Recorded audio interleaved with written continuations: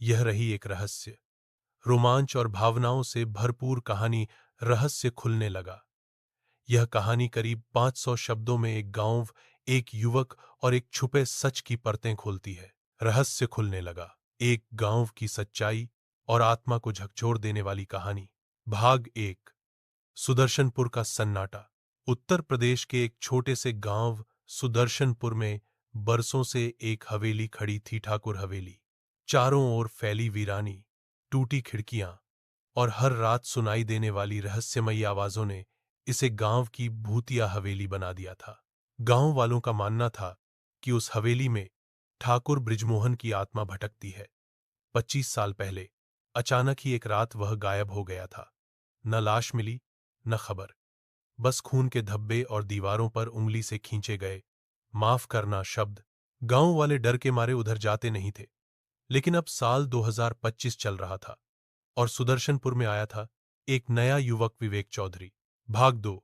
विवेक की तलाश। विवेक लखनऊ यूनिवर्सिटी से इतिहास का छात्र था। उसे लोक कथाओं, रहस्य और भूले बिसरे किस्सों में गहरी दिलचस्पी थी।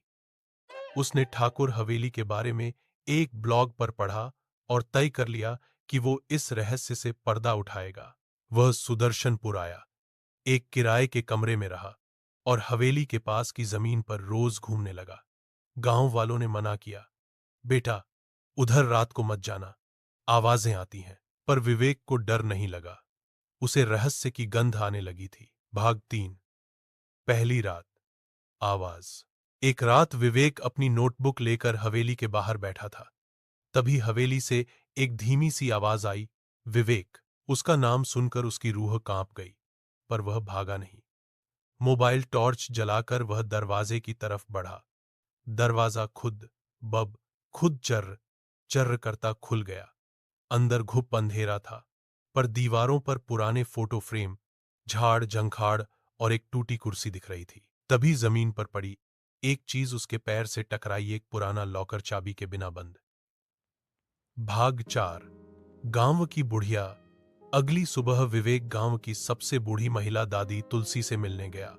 वो 90 साल की थीं, पर सबकी कहानियों की जीती जागती किताब। विवेक ने पूछा, दादी, ठाकुर बृजमोहन कौन था?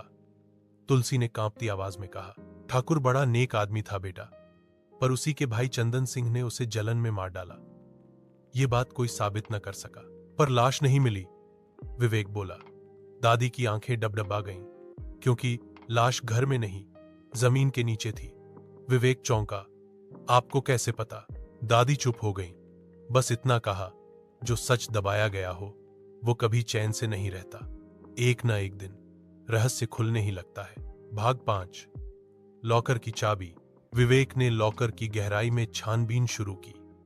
वह पास की पुरानी लाइब्रेरी में गया, जहां ठाकुर परिवार के कागजात रखे थे। पुराने दस्तावेजों में उसे एक नक्शा मिला, ठाकुर हवेली का तहखाना। वह रात में दोबारा हवेली पहुंचा और तहखाने की तलाश में फर्श की ईंटें हटाने लगा। एक जगह से हल्की सी धातु की आवाज आई, छुपा हुआ दरवाजा। दरवाजा खोलते ही एक संकरी सीढ़ी नीचे गई। नीचे एक कमरा था, धूल से भरा, और एक पुराना ट्रंक। उस ट्रंक में मिली चाबी और एक खून से सनी डायरी। भाग 6।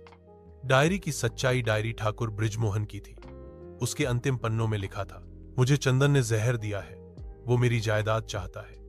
अगर ये डायरी कोई पढ़े तो जान ले मैंने हवेली के तहखाने में कुछ छुपाया है जो सब सच बताएगा। मुझे बचाया नहीं जा सकता, पर शायद ना